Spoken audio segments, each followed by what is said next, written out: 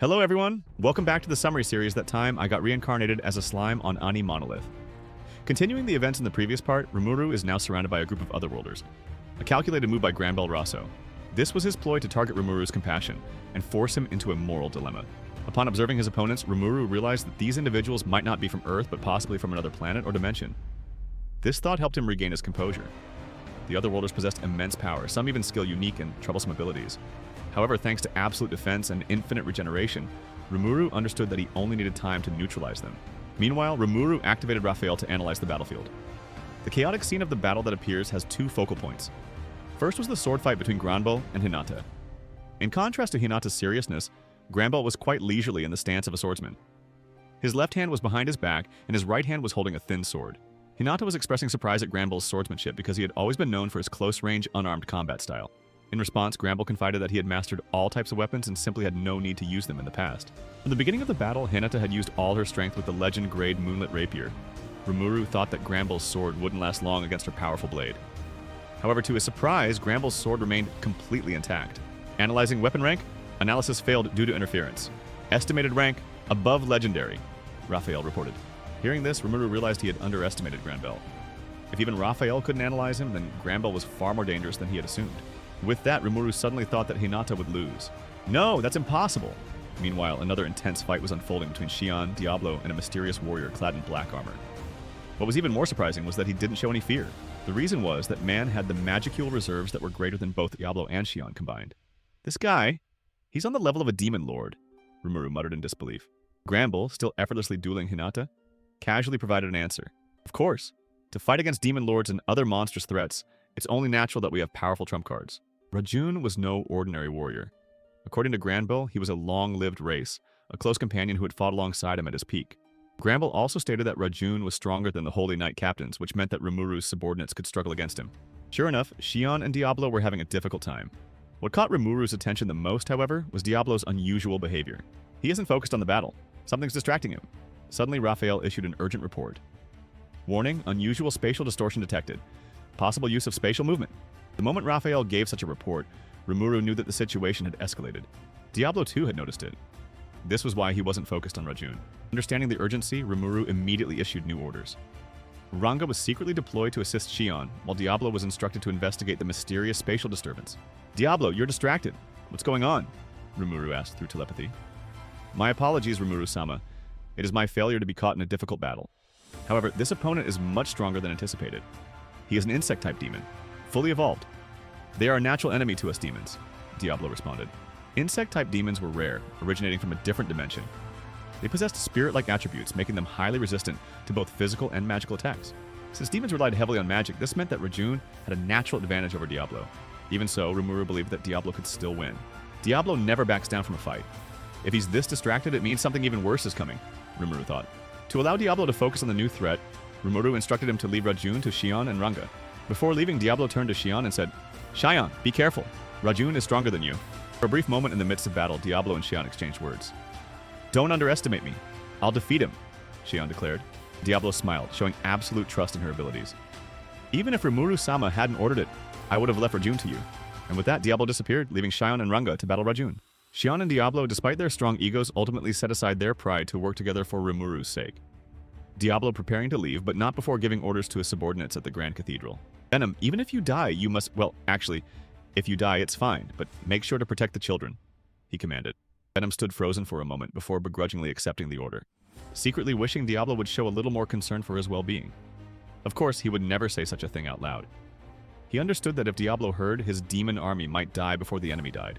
I wish you glory in your conquest, Diablo-sama, Venom muttered, but Diablo simply scoffed, dismissing his concerns. After ensuring everything was in order, Diablo teleported away to a desolate wasteland outside Lubelius.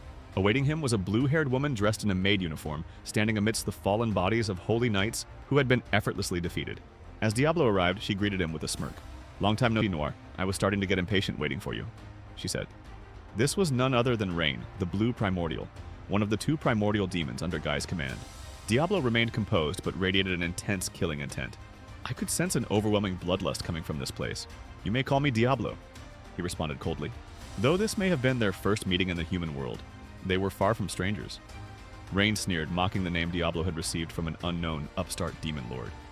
but in doing so, she accidentally activated her self-destruct button. Though he still wore a smile, Diablo's eyes locked onto her like a predator ready to strike. Ever since I heard that you fought Blanc on the Eastern Continent, I've wanted to face you myself.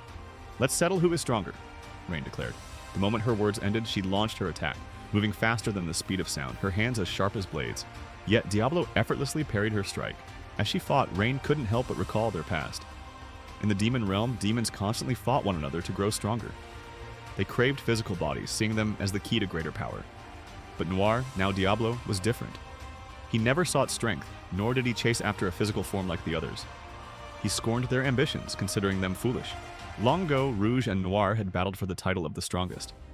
Their duel ended in a draw, but their paths diverged. Rouge was summoned to the human world, gaining a body and immense power, while Noir remained in the underworld, seemingly unchanged. With Rouge gone, the balance among the primordials shifted. Blanc, Jean, and Violet constantly clashed, preventing each other's growth. Yet Noir remained independent, mocking their struggles and living freely. For Rain, someone who valued order and hierarchy, Diablo was an anomaly, an irritating one. Worse yet, he had earned the recognition of the strongest, Guy Crimson.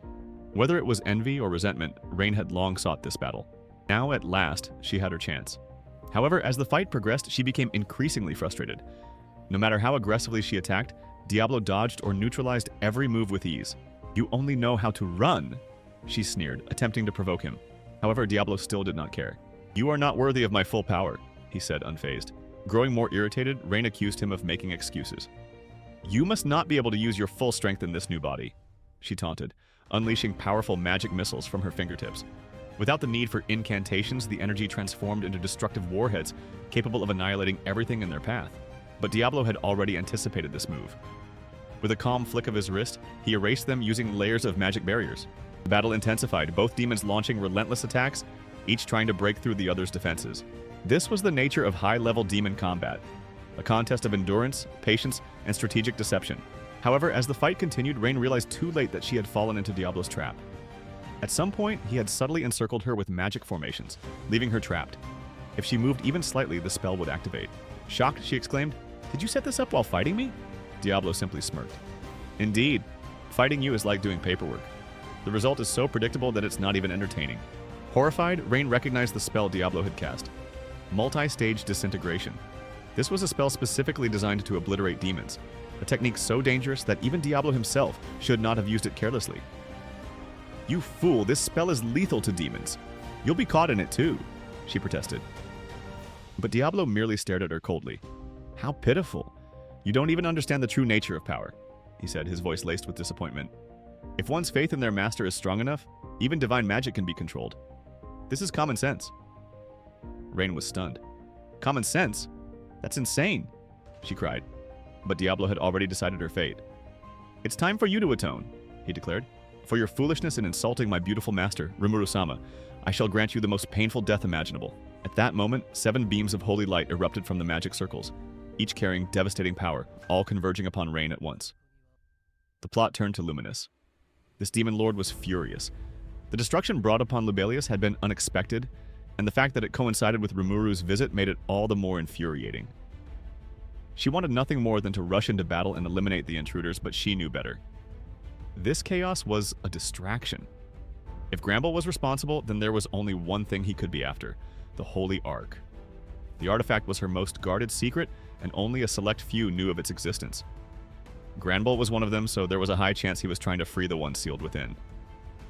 Standing beside her, Lewis and Gunther remained silent, not wanting to further provoke their enraged master. Their instincts told them to stay alert, and their suspicions were soon confirmed when uninvited guests arrived. Laplace and Footman, members of the moderate Harlequin Alliance, made their entrance, bickering as they approached the Holy Ark. They quickly noticed Luminous's presence but showed no fear. Granbell had anticipated that she might interfere and had even sent someone with them to help bypass the security measures. However, even they were slightly surprised to see her personally guarding the Ark. Then, another individual stepped forward, Maria Rosso, a woman whom Granbell seemed to hold in high regard. Laplace delivered Granbell's message. He was waiting for Luminous on the surface, and if she was late, the people she cared about would die. But before Laplace could continue his taunts, Lewis, unable to suppress his rage, landed a powerful punch to his face. "Right here will settle the score for the death of Roy Valentine," he declared. At the same time, Gunther engaged Footman in battle, while Luminous turned her attention to Maria. Something was off. The woman before her looked like Maria, but Luminous could tell she was not truly human. Whatever Granbell had done to her, it was unnatural. Deciding that it didn't matter, Luminous unleashed her aura and charged forward at an inhuman speed. As the battle between the 6 combatants escalated, they moved further away from the Holy Ark, ensuring it remained undisturbed. However, lurking in the shadows was yet another player in this grand scheme, Yuki Kagurazaka. Unwilling to fully trust Granbell's words, he had concealed his presence and followed Laplace's group in secret. His stealth was so refined that even Luminous had failed to detect him. As he approached the Holy Ark, he placed his hand on its surface and immediately sensed its unique properties. The artifact burned away mana upon contact, a mechanism meant to prevent tampering, but for Yuki, this was nothing more than a minor inconvenience. With his anti-skill ability, he completely nullified the effect and proceeded to shatter the Ark with ease.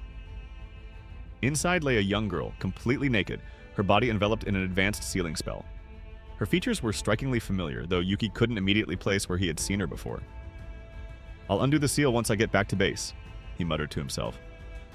Holding the unconscious girl in his arms, he flashed a wicked grin. And just like that, Yuki left without being able to imagine how terrible the consequences of today's actions would be. The video ends here. Thank you for listening. Goodbye and see you again in the next videos of AniMonolith.